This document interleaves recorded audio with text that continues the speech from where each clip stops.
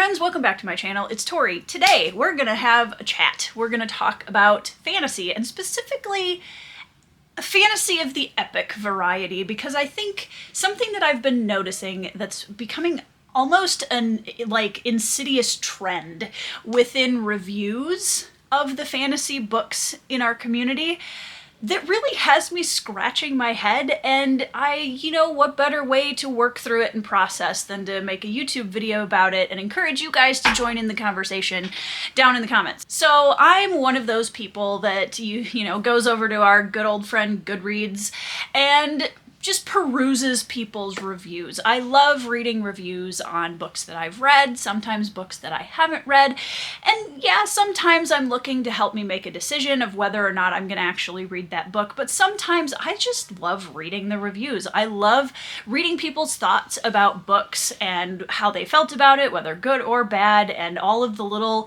things that they notice. It's very cool. I love seeing everyone's different perspectives on these books. But I've started noticing a trend that I'm seeing on a lot of different books across the fantasy community. Now, for the purposes of this video, I'm going to restrict my comments mostly to the epic subgenre of fantasy. So we're assuming something, if we look up the definition of epic, something that is heroic or grand in scale and character, okay? Like, we could have an entire video, and we have had how many videos about epic fantasy and how it's dying, and it's not really dying. Nobody panic. Epic is such a synonymous term with fantasy at this point, right? Ever since the great epic poems of history, all the way up through Tolkien, and now with the modern epic fantasy tales that are being told in our day, epic has been synonymous with our genre for so long. Here's what I've been noticing. Across the board, whether it's on a series that's been around forever or a series that's just starting, a debut author, an experienced author, what have you, there are a lot of people that read the first book in a series, and I'm specifically talking about epic fantasy here, remember, who say something like this. I mean, this was just basically a setup book. Nothing really happened. I don't feel like there was really a satisfying conclusion to anything. Okay, let's unpack that, shall we? Now, once again, keeping in mind that we're talking about fantasy, and specifically epic fantasy, by and large, there might be some other subgenres thrown in here, but we're talking about series, okay? We're talking about series that are heroic and grand in scale and nature, or whatever, definition of epic you want to throw in here at this point. But generally, I think we can all agree that these are series that take place over a long span of time, with usually a lot of characters involved, and there's a lot of very grand scale things going on in the world. Right, okay. When you say that the first book is just a setup book, like it's a negative thing, I'm very confused by that, because let me illustrate this for a minute, okay? This is a book one. So this book is just a setup book. There's really nothing to it. Like, it's just introducing characters and stuff, and it's just kind of like setting stuff up for the rest of the series, and there wasn't really a conclusion at the end.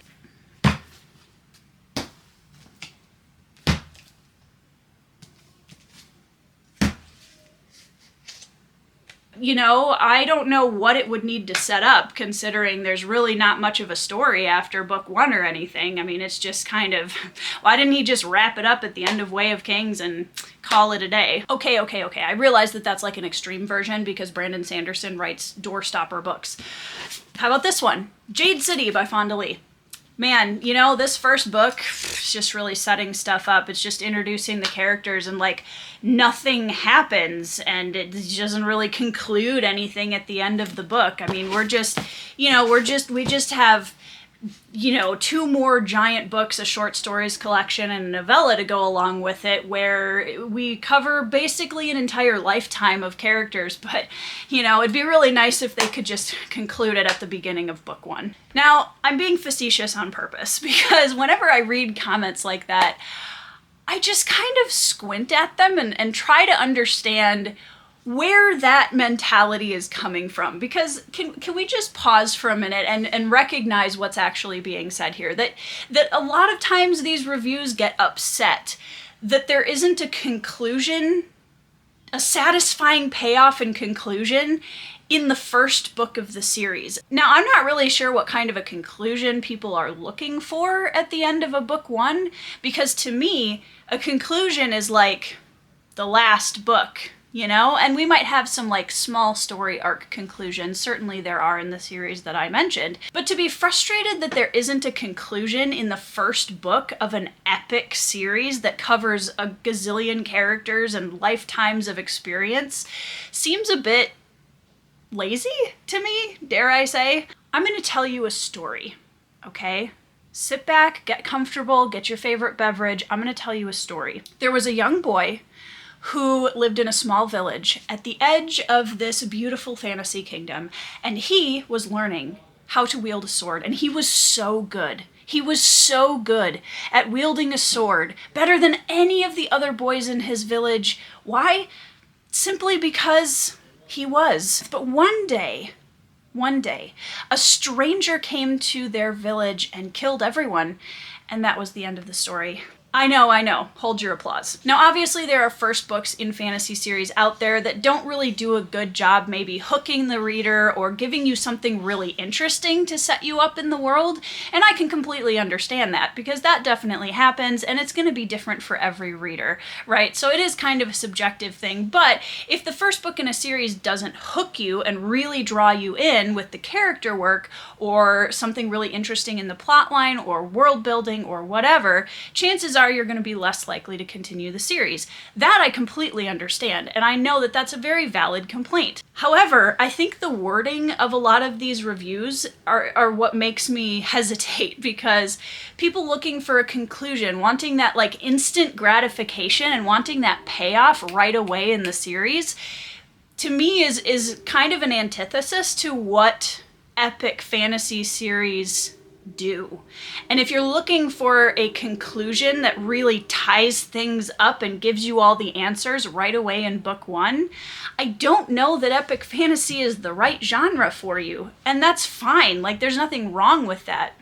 But if that's what your expectation is going into an epic fantasy series that is 3 to 10 to 14 books long, it might be worthwhile shifting expectations a little bit to recognize that part of the coolness of the epic fantasy genre and just epic scale fantasy in general is that the payoff builds, right? We have this awesome buildup of tension and character motives, and things change, and loyalties and betrayals and wars and whatever else happens in these books, until we get to the end, and there's this massive explosion of payoff. And when it's done well, it is the most wonderful, amazing experience. When you've been with those characters for thousands of pages and sometimes their entire lives, that's awesome. And that kind of payoff doesn't happen in book one, you guys. And that's what I wanted to bring up today, is just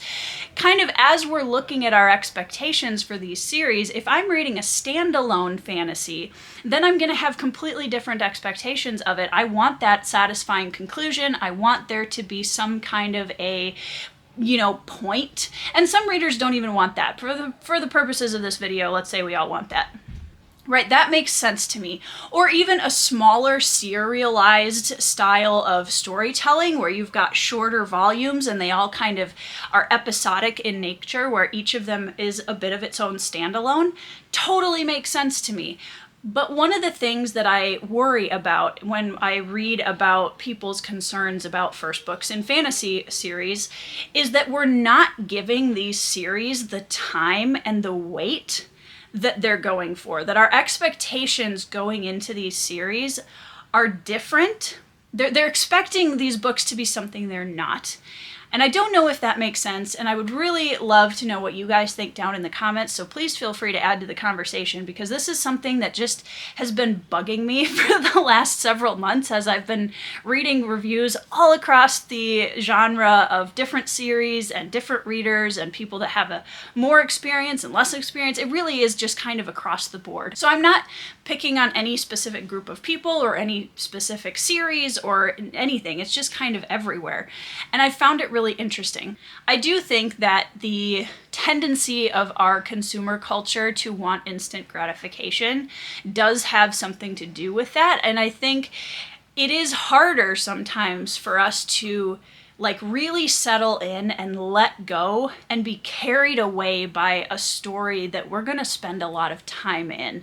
And I can understand where if that's not what you're looking for in a read, that a first book in a big epic series like that, you know, you may have different expectations of it than it can deliver on. That's my rambling for today, and I would love, again, for you guys to let me know down in the comments how you feel about that, if you've noticed this trend at all, and what you expect out of the first book of an epic fantasy series. Because like I said, I want it to hook me. I want those characters to pull me in, but I don't necessarily expect a conclusion at the end of book 1 to the larger story. So yeah. I would love to know your thoughts. Let me know down in the comments. I hope you guys are having a fantastic week. I hope you are reading 5-star reads, and I will see you in the next video.